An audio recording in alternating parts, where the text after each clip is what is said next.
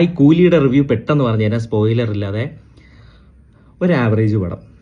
ലോക്കിയുടെ സംഭവം, ലോക്കിക്ക് പണ്ണാൻ പറ്റുന്നതൊക്കെ പണിയിട്ടുണ്ട്, പക്ഷെ അത്രയ്ക്ക് പണ്ണാൻ പറ്റിയിട്ടില്ല.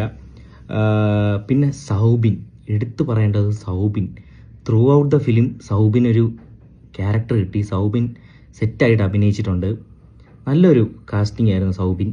പിന്നെ ബാക്കിയുള്ളവർ നാഗാർജുന, പിന്നെ ബാക്കി ശ്രുതി ഹസൻ കുഴപ്പമില്ല, നല്ല എല്ലാവരും അത്യാവശ്യം നല്ല രീതിയിൽ അഭിനയിച്ചിട്ടുണ്ട്. പടം കുഴപ്പമില്ല, ഭയങ്കര ഹൈപ്പ് അങ്ങനെ അതിൻ്റെ ഒരു യാതൊരു ആവശ്യമില്ല. പിന്നെ ഞാൻ കണ്ടത് സിനിപോളിസിലാണ്.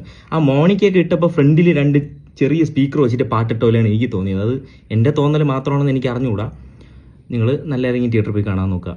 ബീജിയൊക്കെ അനിരുദ്ധ് പക്കയായിട്ട് പണിയെടുത്തിട്ടുണ്ട്. പിന്നെ പാസ് സീൻസ് അതൊക്കെ ബെസ്റ്റ് സീൻസൊക്കെയാണ് സിനിമയുടെ. ലോകേഷിന് പറ്റുന്ന രീതിയിൽ നല്ല രീതിയിൽ ഒരു 74 വയസ്സുകാരനെ രജനീകാന്തിനെ കാണിക്കാൻ പറ്റുന്ന രീതിയിലൊക്കെ കാണിച്ചിട്ടുണ്ട്. പക്ഷേ കമ്പയർ ചെയ്യുന്നതല്ല, ജയിലറിൻ്റെ താഴെ ഈ സിനിമ വരത്തുള്ളൂ എന്നാണ് എനിക്ക് പേഴ്സണലി തോന്നിയ അഭിപ്രായം.